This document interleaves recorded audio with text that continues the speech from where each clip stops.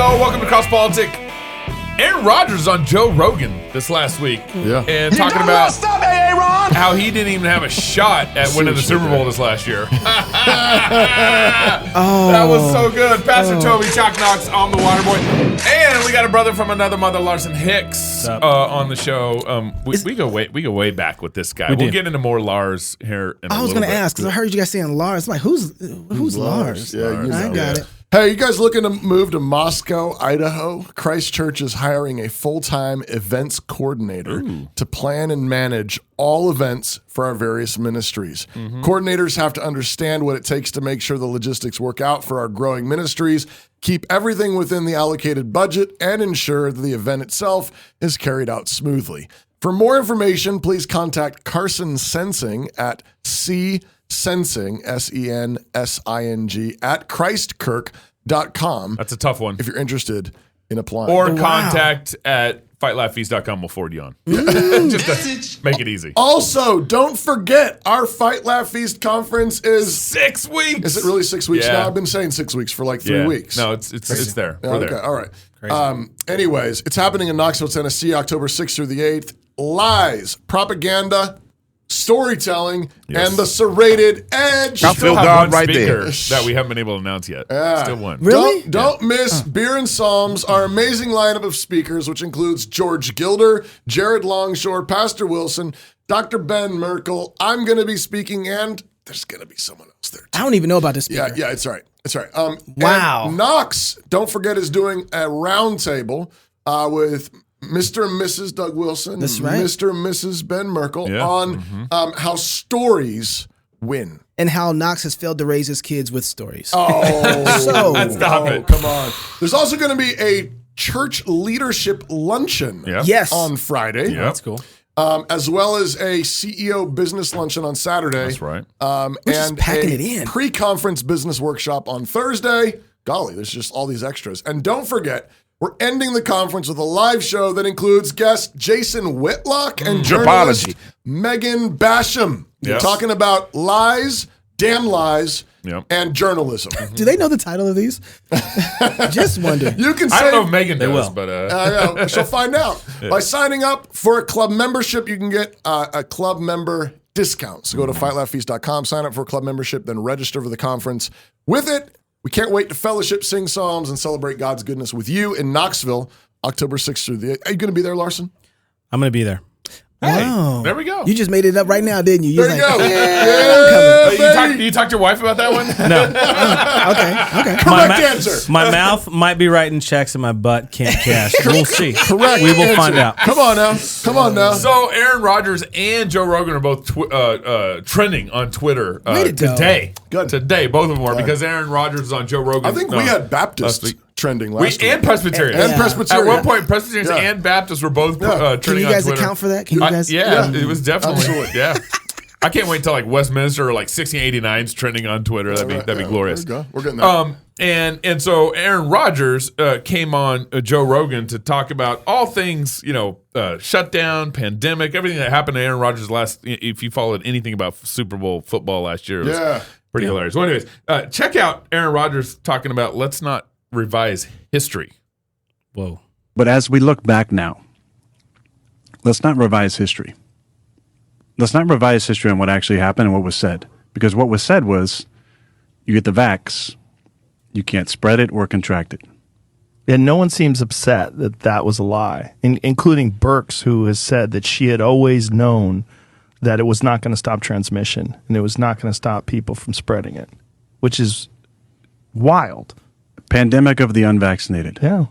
You remember that? Pandemic of the unvaccinated? That was Joe Biden's quote. Oh, really? Yeah. That's what he's quoting. But because we're all about getting rid of fake news, we have a collage of reminding, don't ever forget, of reminding everybody what the leaders were saying about the vaccine. The various shots that people are getting now cover that. You're okay. You're not going to get COVID if you have these vaccinations. Our data from the CDC today suggests, that vaccinated people do not carry the virus, don't get sick. If you get vaccinated, you are protected. Even with the Delta variant, the vaccines we have do protect well against the Delta variant. So if ever there was a reason to get vaccinated, it's right now.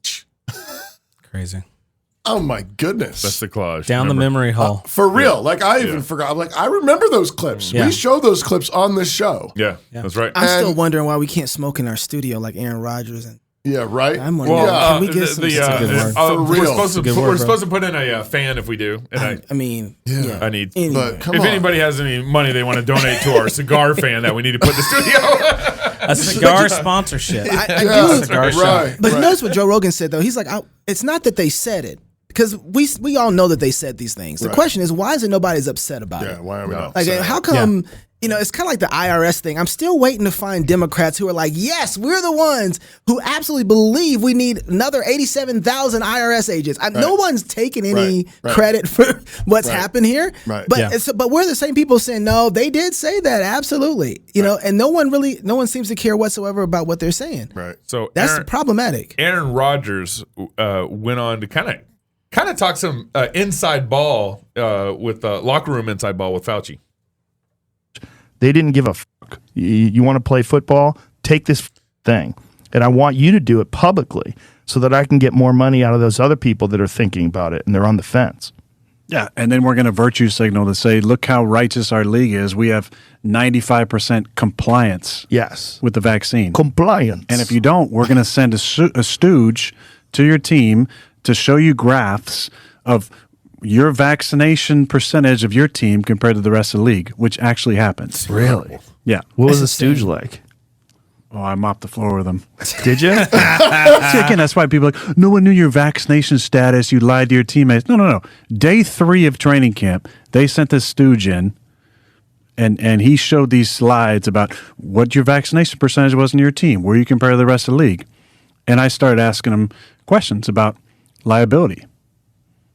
Oh, I'm not a lawyer. Okay, cool. But you're in here talking about all these different things, and you don't talk about anybody's personal health issues. There's 0 exemptions. You took out religious exemptions. You took out PEG exemptions. You took out anybody's ability to have an opinion. I don't want to do this. Yeah. Well, it's not only going to affect your day-to-day status on the team, but your ability to get a job, your ability to keep a job, your ability to get a tryout if you get cut from this team. So, because you want to put a percentage above 90% of your team where you guys can have some sort of like special virtue. Like, look how amazing we are. We're above the 90% threshold here. And then they scared teams and said, if you had an outbreak caused by a non-vaccinated player, you not only forfeit that game if you had enough players out, but you wouldn't get paid for that week.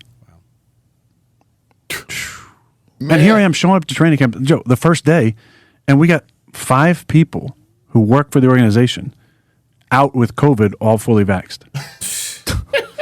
And I got COVID from a fully vaxxed individual who only got vaxxed. Impossible. To keep his potential of being a part of the NFL. Yeah. Right. Yeah. I mean, I feel really bad for the rookies in the NFL. Yeah. Who are just trying to make their way. Yeah. And they were cornered into getting vaccinated. Aaron Rodgers obviously is very sympathetic. How many times has Biden gotten it now?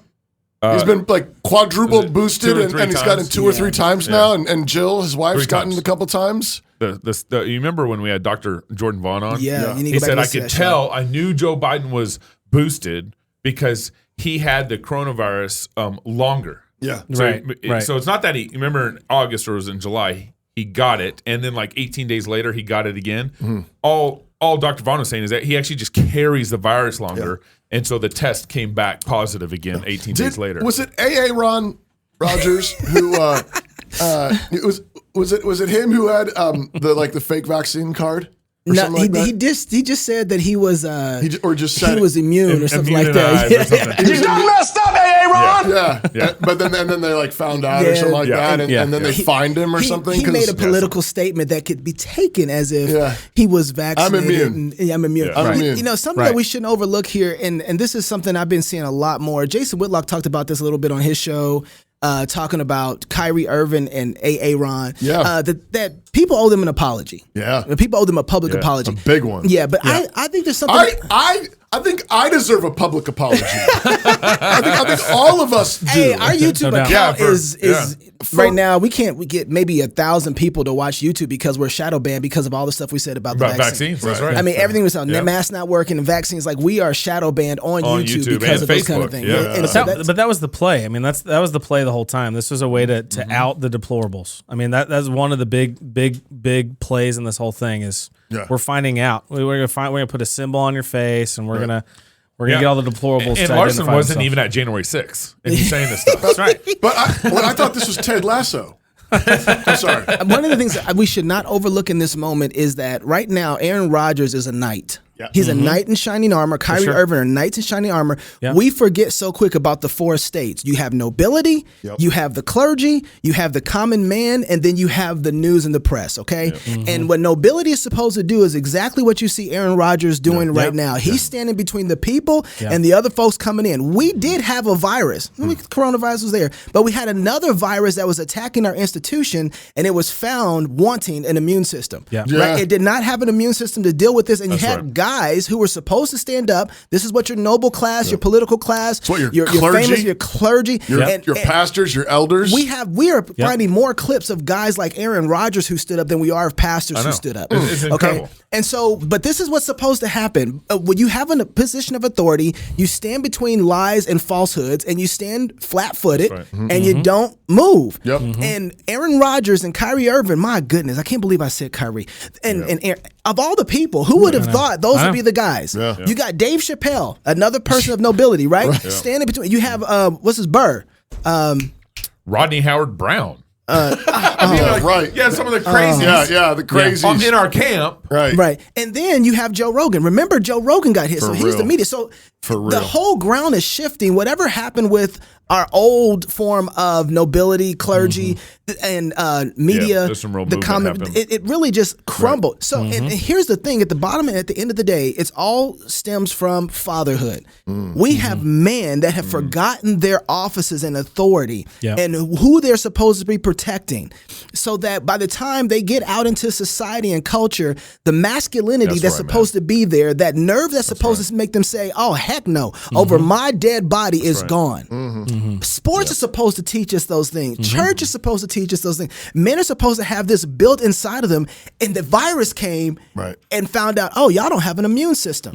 So while it was testing us. Well, and here's what's trippy about all this is you have all these people who are, I can put them in like in the advice category.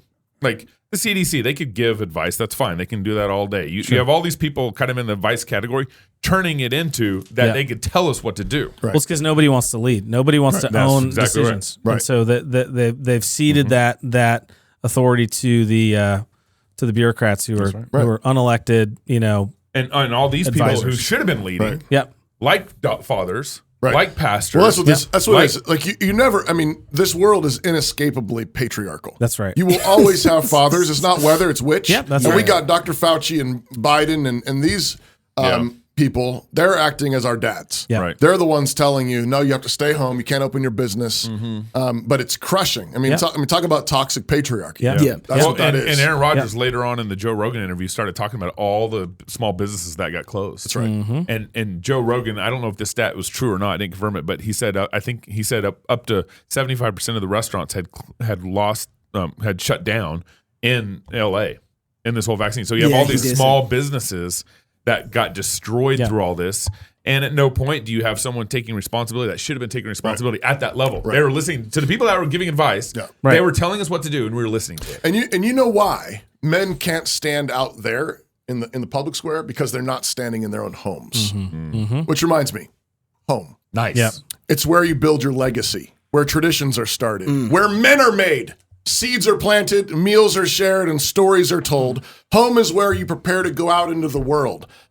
See that? They even know. Even Store Real Estate knows. That's how you prepare to go out into the world. I like when Toby starts preaching on an ad. Real estate ad. Finding the home that's perfect for your family is a big job. Store Real Estate is Moscow's top real estate team. They give people real estate advice all over the country, actually. Family homes, investments, land, new construction, or commercial, they know real estate. If you've thought about a move to Moscow or anywhere in the country, reach out and get connected with a Story Real Estate agent. Wherever you're going, they can help guide you home. Visit storyrealestate.com today. You know, one of the things that when you saw Aaron Rodgers stand, you saw Kyrie standing, you saw a few people in media stand with them, but you didn't have the family, you didn't have businesses, you didn't have the common man. Yeah. And part of it was because the common man didn't have any sort of self-sufficiency to be able to stand. Right. So they didn't have any ground. They only stood in their politicians. They had levers all over. Exactly. Yeah. Well, again, because we have given up the potency of the home and the family. I mean, that's your microcosm of culture and society. It is. Larson Hicks. Yes. We introduced you at the beginning of the show. Yes. His real name is Larson Hicks. It's true. And old friend of ours. He's CEO of Sycamore Independent Physicians. It's true. And board member of Veritas Surgery Center. Also true. And elder at Trinity Reformed Church in Huntsville, Alabama. Yes, sir. Also, and most importantly, husband and father. Yes. And 7 kids. Yeah. Dude. Way to go. Yes. We're trying. We're doing our part. And it's Jed. Yeah. Oldest son. So apparently Jed left when here in Moscow when he was nine years old. I remember Jed when he was like 3. That's like the category I had him in. He was 9. You remember him as 3. Yeah. I was like, or maybe hey, don't mess with Jed. He took Hebrew from me. Yeah. I saw. So you guys just had a family-based business conference. Yeah. Now this is fascinating. Can we pull up the slide real quick from this? I was noticing on the About page, and it said what your goals were, and it said inspire men and women in the HSV. What's HSV? Huntsville. Oh, okay. Huntsville, Alabama. To quit their jobs and start family businesses. Wow. So that's a big ask. Is it a reality though? Come to our conference. We'll get you to quit your job. That's right. Well, listen, Not a good sales pitch. I didn't get approval from our session before we put that up. So that was just me riffing with my son who built the site. But no, it really is. It really was my heart and mission behind this thing. Because I everything you guys are talking about is true. We don't have an immune system, and it has to do with the fact that most of us are slaves in this modern era. I mean, we went from who you call a slave? Listen, dude, all of us, most of us in this. So like them too. Listen, the idea I'm just of making sure we all included because we got in trouble for not deciding who's who here. He's got a little PSD from growing up in the 2000s. Yes, we're all proletariat. Okay, I'll use that word, right? Yeah. No, so the idea. I mean, if you go back, 100 years in America, most American families were small businesses. It was agricultural economy, right? And you fast forward, and most of us, the definition of proletariat, the definition of slave, is somebody who doesn't have productive property, doesn't have the means of generating wealth for themselves. So they depend on a master who takes care of them. It's either indigency, live on the streets or whatever, or sign on to someone's house and they'll provide a living for you. It may be a nice living, which we are all experiencing in America, right? But still, it's not something you control. And the thing about it is business ownership is a school of virtue. If you were going to own a business and run a business, you were going to have to learn leadership. You're going to have to learn how to have thrift. You're going to have to learn how to communicate. You're going to have to learn how to make difficult decisions and make sacrifices.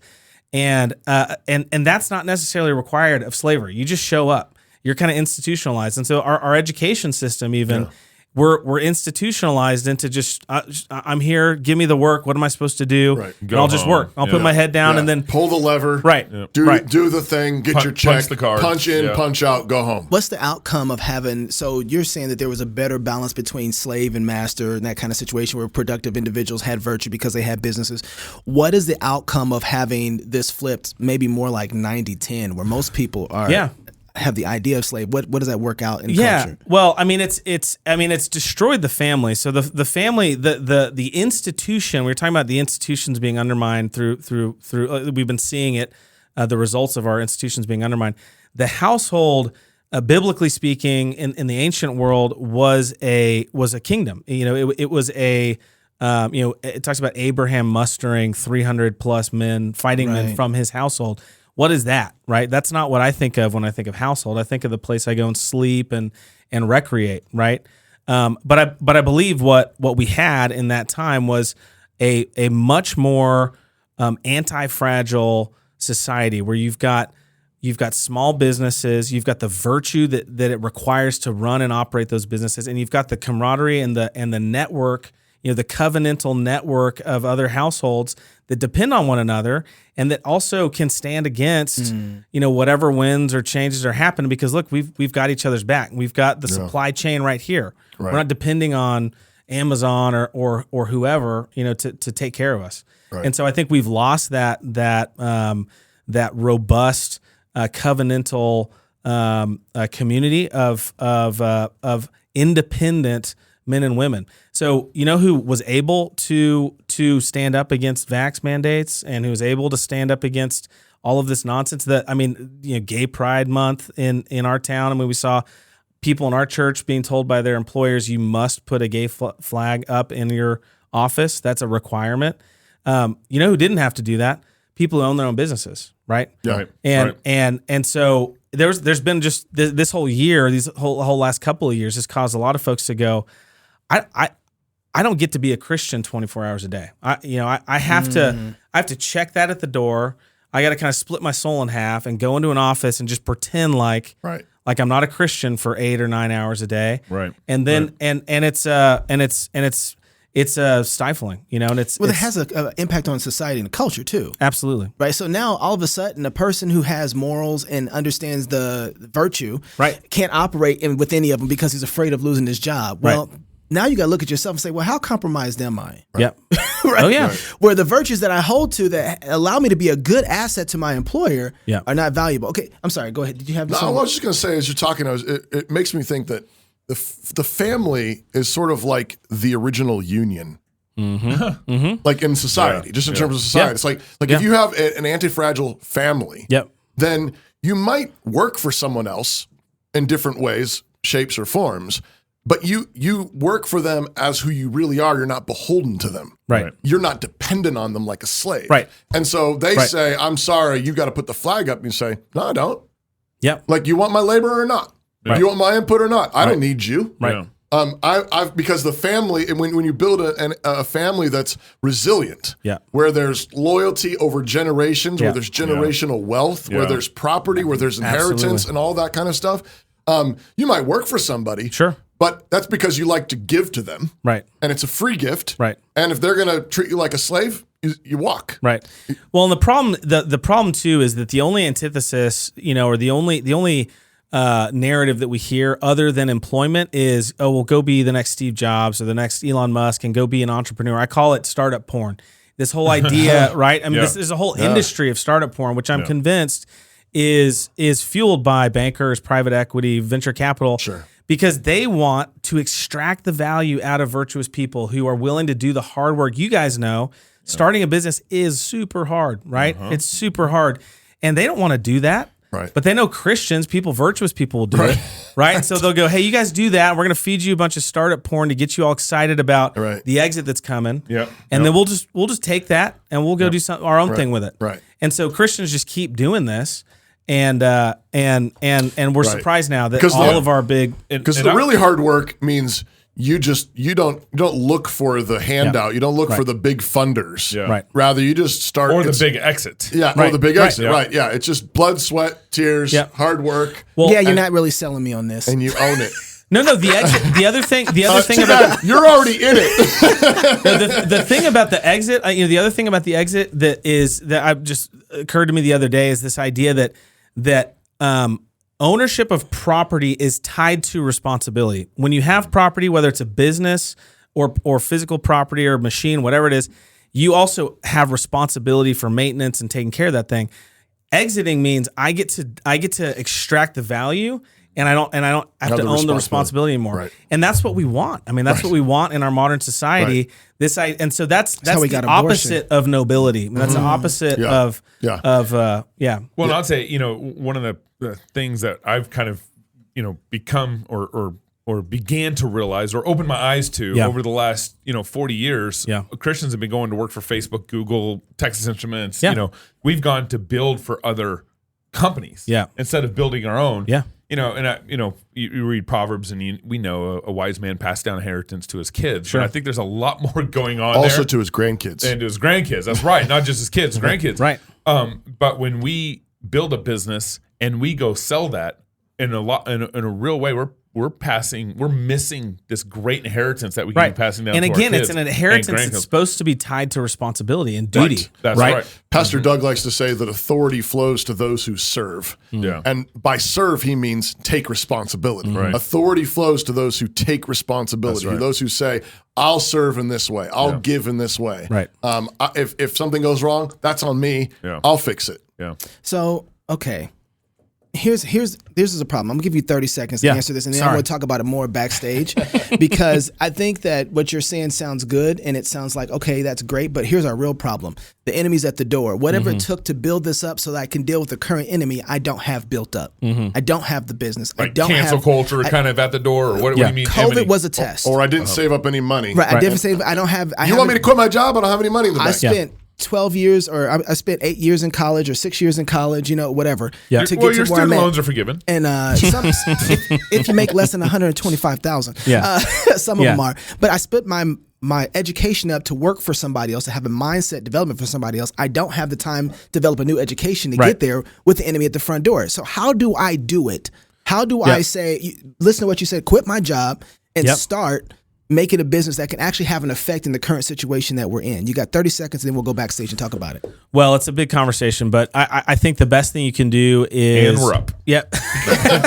No, I think the first thing you do is network and build up a community with people who have done it. Get mentors, because there's a lot of options out there. You can buy a business that's already profitable. You don't have to know a thing about running a business. You can buy a business and a bank a lot of times will back you if it's a profitable business and you got older owners who are ready to retire. So there's so many, the startups, there's so many side hustles out there that people can start right now in their homes. And the whole idea is it's just a shift your mindset, start thinking about this in terms of building an institution, building a future, building an inheritance for your kids, and start taking steps. And it's not you don't have to go be the next Steve Jobs. You don't have to go raise billions of dollars.